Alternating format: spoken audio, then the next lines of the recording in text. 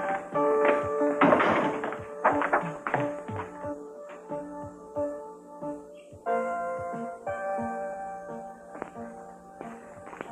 hello, Mason. Good afternoon, Mason. Drop dead, Mason.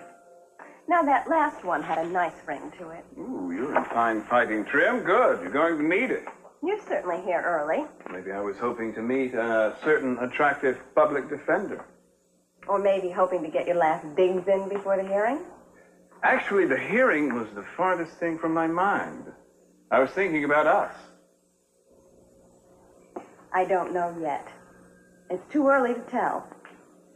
Julia, our professional differences aside, there's something I want you to do for me. For yourself, actually. Well, that all depends on what it is. Don't get too wrapped up in this Jackson case. For your sake, I want you to slow down. I'll bet you do. Think again, counselor. I'm thinking of you, Julia. You attack everything with this life or death attitude. I hate to see you knocking yourself out over this case when your client's practically already in a prison van. So, that's what all this concern is about. A pre-trial psych job, huh? I'm going to make a public joke out of your so-called evidence. Yeah, I think you've been hanging around Cruz too much. You two are starting to sound alike. At least he has compassion for people. I have compassion for people, Julia. For the victims, not the criminals. As far as I'm concerned, Gus Jackson is just one more bad apple. How can you be so callous? It's easy when it's your little sister who was robbed and assaulted. Mason, don't you see? Eden doesn't even believe Gus is guilty. Yeah, and if Cruz thought he was guilty, she'd help him build a gallows. Eden is conveniently myopic when it comes to pleasing Cruz. Well, this is a waste of time, isn't it? That's a fitting prelude to your defense. You know, sometimes it's hard to remember that there is another side to you, Mason. Oh, you remember. Better than you like to admit. I'll hang you on that ego. Many have tried. You know, Julia, you could learn something from me. Oh, I'm not interested in learning to convict innocent people, Mason. No, I was referring to my ability to separate my personal life from my legal judgment. You don't seem to be able to help yourself. In fact, some might say that it's practically a way of life in your case.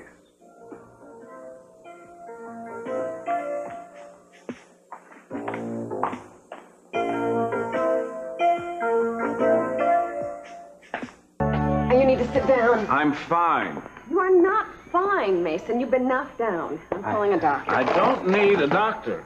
Are you sure? Julia, I have a bump on the head, a slightly cut lip, and a partially bruised ego because I wasn't able to handle the situation. Mason, Gus used to be a fighter. He's a very powerful man. You know, you really shouldn't have tried to stop him. Do I sense you're coming around to my side? I didn't say that. You don't have to. The action speaks for itself, Julia. Julia, the man broke out of jail. Surely you're not stubborn enough to still insist that he's innocent. I do not think that Gus is guilty. Julia, he willfully attempted and thus far has achieved a violent escape. I was there. Remember, I am not going to deny that it happened, but look at the man's motivation. I mean, wouldn't you have tried to get away if you had been unjustly convicted twice? The odds of winning the Irish sweepstakes are better than 2 false convictions. Aha. But somebody always wins, don't they? Yeah, only this time Gus lost and he has to pay the price. Oh, you are incredible. I mean, this man has obviously been railroaded twice, and you haven't got an ounce of compassion for him, whatever. You're like a legal machine. You just grind him up and spit him out like raw meat. Where are your feelings, Mason? I have feelings at the moment, Julia. The most intense kind of feeling, pain. I'm sorry. I suppose that you have really paid for being such a scoundrel. Yeah, through the nose, through the lip, on the head. First Alice slaps me, and then Gus knocks me down. An eventful day for Santa Barbara's purveyor of justice. You mean perverter? Yeah. And now you're reading me the riot act for simply doing my job. You have no shame whatsoever, do you? Professionally, no. But I Hope that our professional difference doesn't interfere with our friendship. Stop talking. You're turning blue. Why, Miss Wainwright, you do have a heart after all. Don't count on it.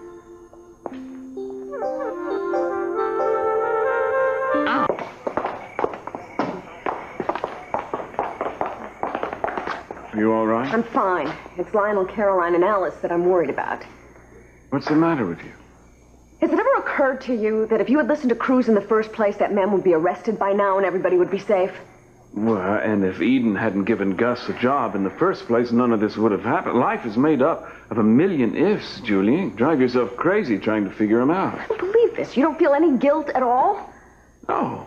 I'm sorry about what happened, but I don't feel guilty about it. You're an attorney. Tell me why I should. Well, because you just should. That's why. You should have listened to me. Objection, Your Honor. It's hearsay. All right. So it's not your fault. But you certainly didn't help matters any. Well, I won't deny that. I seldom do in real life. That's why I like our relationship. Our relationship isn't real life? I mean that in the most flattering way. Great, now you're being flattering. Why can't you be like that all the time? Because then I couldn't be the man you love to hate. I don't hate you, Mason. Well, not all the time.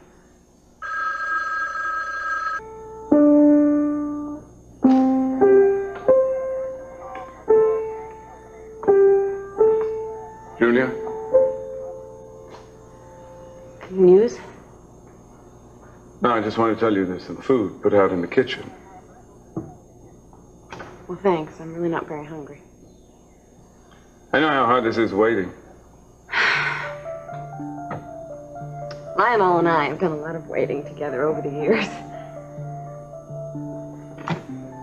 The first was his wedding. Augusta was late, of course, so he was real nervous, and so he started talking to me about his travels and his adventures, and I was just a kid, and I was so enthralled. I said that I wanted to grow up and be an explorer, just like Lionel.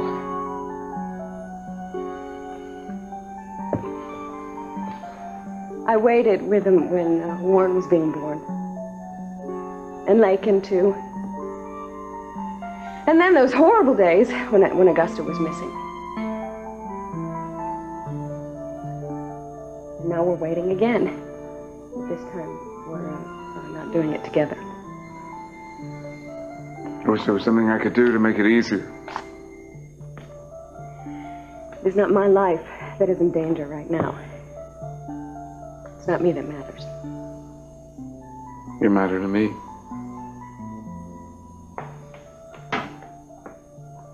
Smart.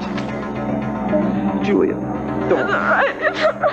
Julia, let's go somewhere where it's quieter, huh? I'm sorry, what? It's too soon for sympathy. I'm sorry, Julia. He can't be gone. He can't. I mean, even during the years when I wasn't talking to Lionel and Augusta because I was too angry at them, I knew that he was somewhere in this world, and that was so important to me. There's no one like him.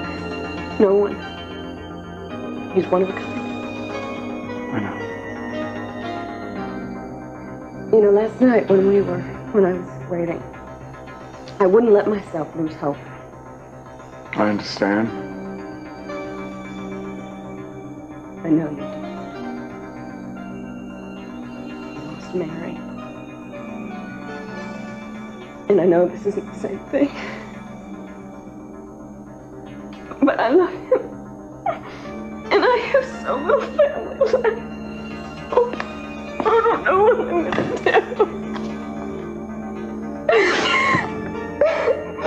Oh, God, listen to me. What? Lionel, not Warren and Lakin, are going to lose their father. Minx is going to lose her son. Why am I feeling so sorry for myself? Because you loved him. Because he was one of the most important people in your life. And I feel so alone without him. You're not alone, Julia.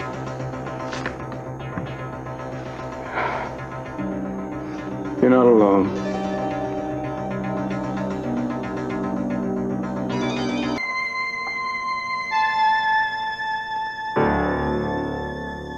Why did you leave without saying anything? Didn't want to intrude. You wouldn't have. Well, you all right? Lionel's alive and all is right with the world. At least for now, anyway. I'm sorry that you had to listen to me do all that premature mourning. I didn't mind. Said I wanted to be with you. I meant it. Thank you. Glad to be a port in the storm. Don't. What? Don't get sardonic. I want to tell you something. And it isn't a joke. Something like I told you so? No. Well, then you're more generous than I am, Julia. I was wrong about Gus, and you were right. Not only was I wrong, I was outrageously, obstinately, and stupidly wrong. Well, when you admit you make a mistake, you go all the way, don't you? Only when those mistakes turn out to be disasters and near tragedies. You're blaming yourself for what happened this morning? Now, you have to admit that I'm a good deal responsible for Mr. Zachary Terry being on the streets and in action as long as he was. Look, I don't mean to play devil's advocate. As you said, you were just doing your job. I don't believe that you had any ulterior motives in wanting to find Gus guilty. So you don't hold anything against me, huh? No. Obviously, you're your own most severe judge. Anyway, I didn't come here to talk about this case. I came here to talk about us. Thought we were talking about us. About what I said regarding the baby. Our mutual fantasy child, huh? I was angry in the heat of the trial. Oh, don't apologize. I understand why you said what you did. I'm surprised you were so restrained. Restrained? I was out of my mind. I knew I was going to lose. That was part of it. I was also upset with you because you were thwarting me. That's another part. You're being very understanding. Do you know something that I don't know? Oh, I think you know it quite well. I think that most of your anger came out of disillusionment with me. You were realizing what I am, or remembering it, rather. You had allowed yourself to forget long enough to see me as the noble father-to-be of your beautiful baby-to-be. So there you were, losing your case along with your illusions. That must have been devastating. I blame myself for that, too. I should have been better about protecting you from me, but something in me liked having you think that highly of me.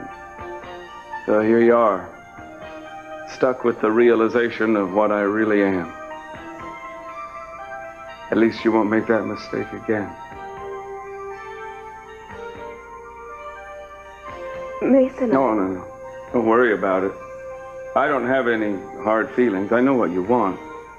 And I think the easiest thing for me to do is let you have it without having to spell it out. I'm releasing you from our contract, Julia. As of now.